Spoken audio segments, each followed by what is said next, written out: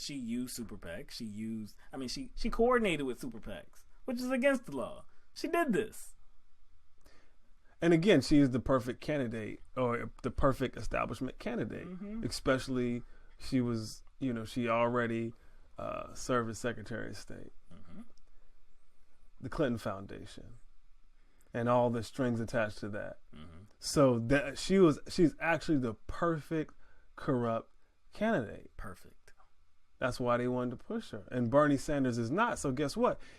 He wouldn't be as easy to twist and you know what I'm saying, and manipulate. Because he's trying to change. He's actually trying to change the system. Yes. Actually trying to change the system. So if they actually wanted,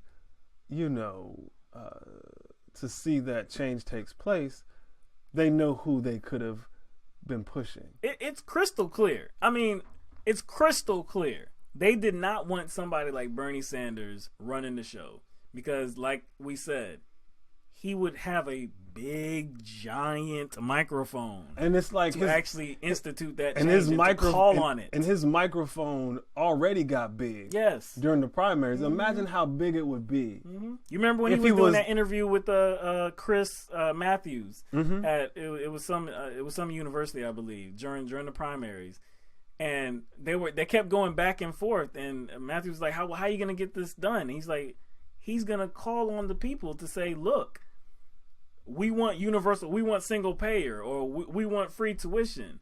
This is what you got to do. You got to call for it. You got to make it happen. It's up to the people to do it." He understood that. It wasn't just about a president. A president can't do anything by themselves. The people have to make that happen. So that means that the people had to vote for candidates that would come into office and get it done. That was the way to go forward. That was the way to go forward.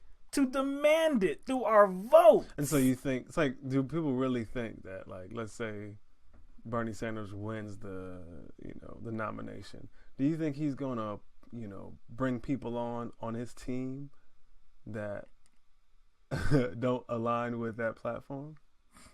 You know what I'm saying? You know what I'm saying? No, And so all those people he brings on his team will then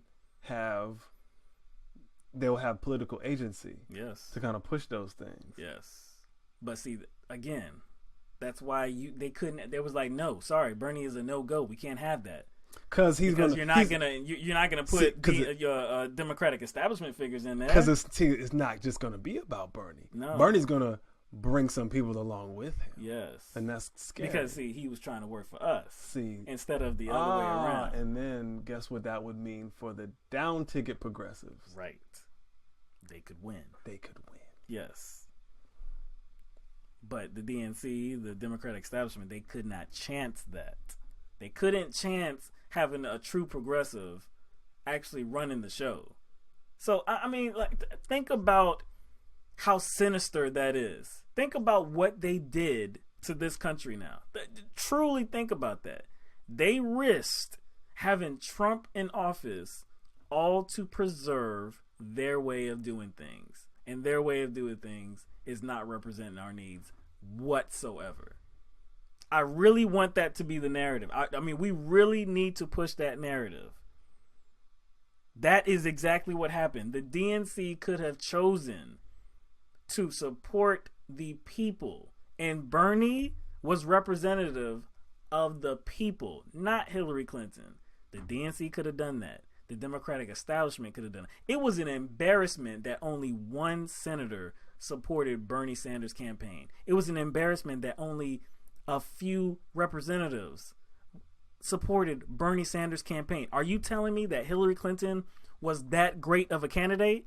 Because if she was, we'd be looking at different results right now.